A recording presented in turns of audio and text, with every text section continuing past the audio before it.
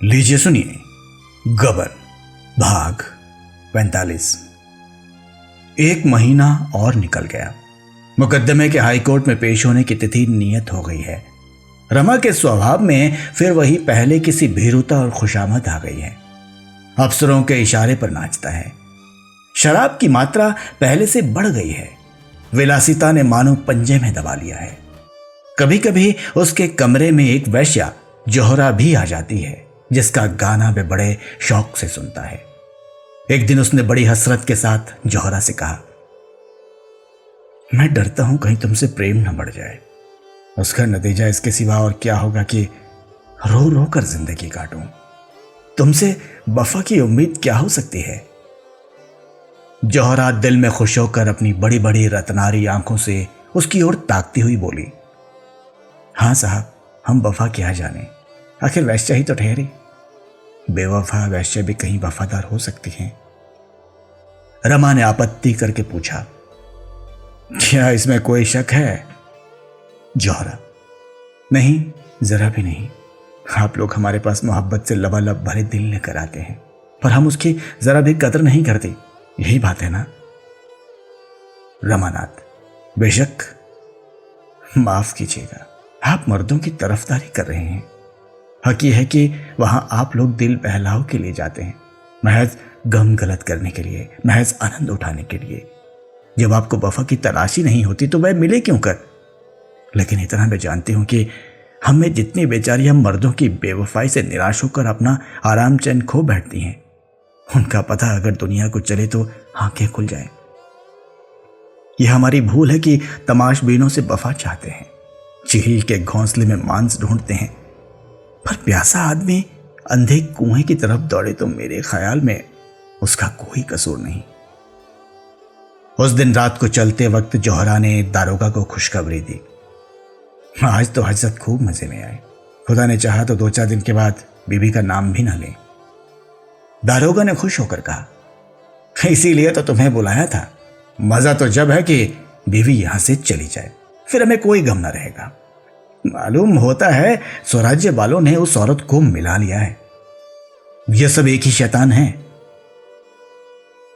जोहरा की आमदरफ्त बढ़ने लगी, यहां तक कि रमा खुद अपने चकमे में आ गया। उसने जोहरा से प्रेम जताकर अफसरों की नजर में अपनी साख जमानी चाही थी, पर जैसे बच्चे खेल में रो पड़ते हैं, वैसे ही उसका प्रेमाभिनय भी प्रेमोन्माद बन बैठा।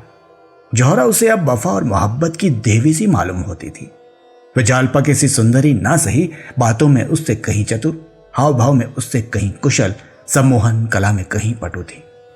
रमा के हृदय में नए नए मंसूबे पैदा होने लगे। एक दिन उसने जोहरा से कहा,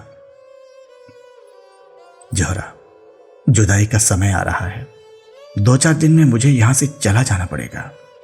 फिर तुम्हें क्यों मेरी याद आने लगी? जोहरा ने कहा, मैं तुम्हें न जाने दूंगी। यहीं कोई अच्छी सी नौकरी कर लेना, फिर हम तुम आराम से रहेंगे। रमा ने अनुरक्त होकर कहा, दिल से कहती हो जोहरा। देखो, तुम्हें मेरे सिर की कसम, दगा मत देना।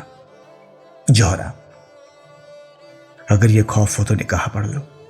निकाह के नाम से चिढ़ हो तो ब्याह कर लो, पंडितों को बुलाओ। अब इसके सिवा मैं अपनी मोहब्बत का और क्या सबूत दूं?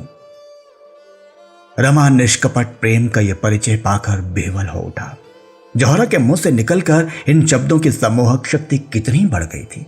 यह कामिनी, जिस पर बड़े बड़े रईस फिदा हैं, मेरे लिए इतना बड़ा त्याग करने को तैयार हैं।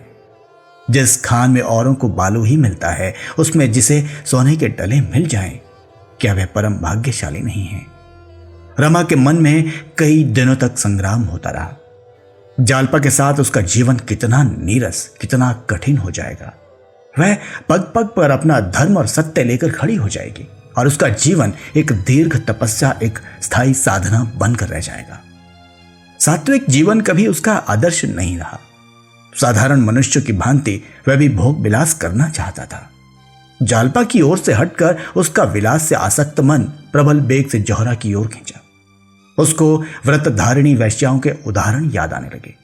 उसके साथ ही चंचल वृत्ति की गृहिणियों की मिसालें भी आ पहुंची।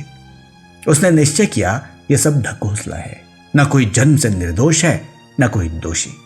यह सब परिस्थिति पर निर्भर है। जौहरा रोज आती और बंधन में एक गांठ और देकर जाती। ऐसी स्थिति में संयमी युवक का आसन भी डोल जाता। रमा तो विलासी था।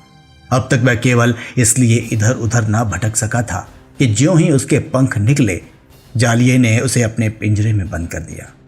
कुछ दिन पिंजरे से बाहर रहकर भी उसे उड़ने का साहस ना हुआ। अब उसके सामने एक नवीन दृश्य था। वह छोटा सा कुल्हियों वाला पिंजरा नहीं, बल्कि एक गुलाबों से लहराता हुआ बाग, जहां की कैद में स्वाधीनता का आनंद था। वह इस बाग में क्यों ना क्रीड़ा का आनंद उठाए।